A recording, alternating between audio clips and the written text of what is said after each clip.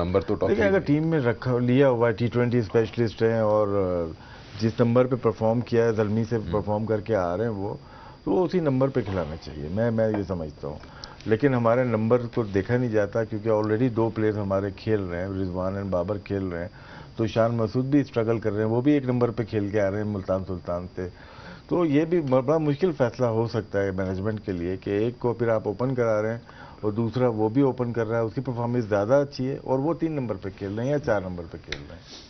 इसमें मोहम्मद वसीम जूनियर भी एक नाम है, काफ़ी बार वहाब रियाज ने मेंशन किया है कि अगर आपने उनको ले जाना है वर्ल्ड कप में तो उनकी आउटिंग ज़रूरी है। काफ़ी टाइम से टीम के साथ हैं वो। एक्शन अच्छा है, रिवर्स का एक्शन या तेज़ बॉलिंग वो कर सकते हैं। और आज लेकिन मसला ये है कि वो एक किसकी जगह, हारिस रऊफ की जगह एक ऐसी बनती है जिस तरह से इन्होंने बात की है कि किसी न किसी प्लेयर को इस तरह से खिलाया जाए कि ऐसा ना लगे कि परफॉर्मेंस ख़राब है तो उनको बिठाया गया है। तो हारिस रऊफ ऐसे हैं कि वो उनकी जगह पे खेल सकते हैं, लेकिन डेथ ओवर कौन करेगा, हमें तो परेशानी यही हो जाएगी कि एक ही बॉलर अभी करने वाला है, वो है हारिस है। अगर वो भी अगर रेस्ट करा देते हैं तो बड़ा मुश्किल हो जाएगा हमारे लिए। चलिए अब हम बात करते हैं, कल करीबन 200 से 400 से ऊपर रन्स बने।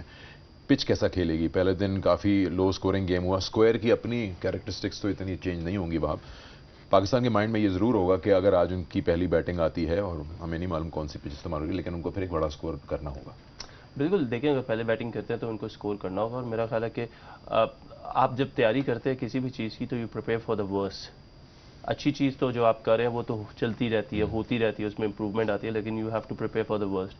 हमने देखा है कि पाकिस्तान क्रिकेट टीम को पिछले 1-1.5 साल से उनका मोटिव ये है कि अगर हम टॉस जीते तो हम चेस करें। Where some point of the day आपको ये चेंज करना पड़ेगा, कोई पता नहीं क्रूशल मैच में आपको पहले बैटिंग करनी पड़े। सो पाकिस्तान को मैचेस में अगर वो टॉस जीतती है तो 1-2 मैचेस में they should try themselves as a team कि हाँ अगर हमें टारगेट सेट करना है, and why not play like के ठीक है हमें 200 ही करना है जिस तरह हम चेस कर रहे हैं। सो व्हाई नॉट बाबर और Rizwan starts of like playing कि हमने 200 ही करना है, रिगार्डलेस अगर वो जल्दी आउट भी हो जाते हैं, लेकिन एटलीस्ट आपको टारगेट सेट करते हुए भी अपनी टीम की स्ट्रेंथ का पता चल जाएगा।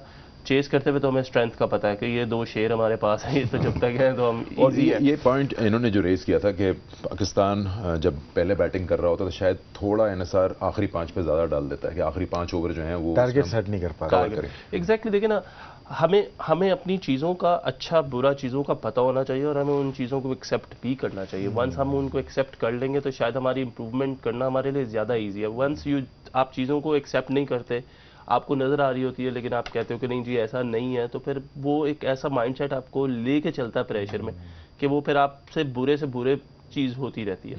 सो हमें बिल्कुल ट्राई करना चाहिए, हमें पहले बैटिंग करनी चाहिए, हमें टारगेट सेट करना चाहिए। हमारे ये बॉलर्स यंग हैं, इनको पता होना चाहिए, इनको समझ आएगी जब ये ऐसी सिचुएशन में बॉलिंग करेंगे कि यार हाँ हमने टारगेट को रोकना है, 160 170 पे हमने कोशिश करना है कि हम टीम को स्कोर ना करने दें, जिसमें हमारे ये सारे बॉलर्स हैं, फास्ट बॉलर और स्पिनर, क्योंकि एंड ऑफ द डे ये बैटिंग भी पार्टनरशिप्स में होती है और बॉलिंग भी पार्टनरशिप्स में होती है। हमने देखा यूजुअली पावर प्ले अगर अच्छा हो जाए किसी टीम का तो फिर आपका इवेंचुअल जो आखिरी स्कोर होता है वो कहीं ना कहीं से हो ही जाता है। अगर आप 60 बना जाएं, 65 बना जाएं पावर प्ले में, तो बाकी 14 ओवर में 100 और ऐड कर ही लेते हैं आप। ये बड़ा इंपॉर्टेंट है। हम बात करें पहले बैटिंग की, टारगेट सेट करने की, तो ये एक इंपॉर्टेंट मरहला भी है कि पावर प्ले कैसा जिस तरह से हम चेज में बैटिंग करते हैं वो डिफरेंट होता है, लेकिन टारगेट में आपको रोल डिफाइन करने पड़ेंगे। जैसा इंग्लैंड की टीम कल खेली है, हेल है, उनसे थोड़ी सी मिसिंग हुई लेकिन उसके बाद मारना शुरू कर दिया, वो आउट हो गए। जो भी आया उसने अपना रोल किया, प्ले किया उसने। और बेन डकेट आया, उन्होंने अपनी बैटिंग की, मोइन अली आए, कोई भी ऐसा नहीं था कि जिसने कोशिश की वो आखिर तक जाए, कि उसने अपने बीच में अपना रोल किया। तो पाकिस्तान की भी जो बैटिंग लाइनअप है, टारगेट सेट करने के लिए प्रॉब्लम होती है कि हम काफ़ी अरसे से देख रहे हैं।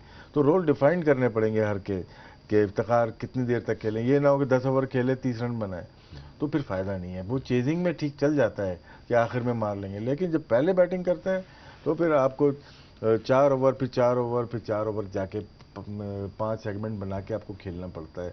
ऐसे नहीं खेल सकते कि 20 ओवर खेलने गए और हम आखिर में 5 ओवर में मारेंगे, तो बड़ा मुश्किल हो जाता है टारगेट सेट करना। नेशनल स्टेडियम आपने देख लिया, अब ये बात तो तय है कि 170 के ऊपर ही करना चाहिए है अगर मैच बनाना है किसी टीम को। नहीं तो पिच तो कल तो जोरदार खेली है दोनों तरफ से, एक तरफ से नहीं दोनों तरफ से रन बने, 400 रन बने और उम्मीद करते हैं कि आज भी, और यही T20 का मिजाज होना चाहिए। हमें थोड़ा प्रॉब्लम रहता है, हम जहाँ पे भी पाकिस्तान में खेल रहे होते हैं PSL में बहुत ज़्यादा रन नहीं बनते बीच में, एक 160 आपका पार स्कोर होने लगता है तो वो थोड़ा डिफरेंट हो जाता है। लेकिन अगर 180 प्लस रन बन रहे हैं 190 तो देखने वालों की, क्योंकि गेम जो है ना ये खेलने वालों से ज़्यादा देखने वालों को अच्छी लगती है, और खेलने वाले तो अवॉइड भी करते हैं, कोशिश करते हैं कि खेले ना, लेकिन ये देखने वाले को देखिए कल मज़ा आया होगा ना देखते, पूरा पाकिस्तान क्या पूरी दुनिया देख रही थी कि बैटिंग में छक्के चौके देखना चाहते हैं, तो अच्छी पिच होगी तो अच्छा मैच होगा और फिर व्यूवरशिप बढ़ेगी। नेशनल स्टेडियम की ये रिवायत रही है, हमने देखा था PSL का आपने जिक्र किया कि तकरीबन 99% मैच जो हैं वो चेज करके जीते गए, अभी तक इन 2 T20s में भी यही हुआ है। आप खेले हैं इतना वहाँ पर PSL के मैचेस, ऑब्वियसली टॉस जीते मैच जीते वाली बात हो गई थी वहाँ पे। एक ही मैच था शायद क्वेटा ग्लैडिएटर्स था जो पहले बैटिंग करके जीत गया था, वो भी एक्स्ट्रॉर्डनरी सैम बिलिंग्स की इनिंग्स खेल गए थे। तो if you lose the toss और आपको बैटिंग दे दी जाती है एज ए टीम, तो फिर आपके ऑब्वियसली माइंड में ये चलता है कि नंबर्स के हिसाब से तो मैं ऑलरेडी हार गया ये मैच, फिर आपको एक्स्ट्रॉर्डनरी कोई स्कोर करना पड़ता है to defend it later on if you are bowling second. देखिए अगर आप टॉस जीत के ये सोच लेंगे कि मैच हार गए तो फिर तो मैच आप वैसे ही नहीं जीत सकते। हमने देखा, देखिए नंबर्स पे आप जाते हैं, नंबर्स हैं बिल्कुल हैं, लेकिन नंबर्स जो है वो क्रिएट भी आपने ही किए हैं ना, एज अ टीम आप लोगों ने नंबर्स क्रिएट किए हैं।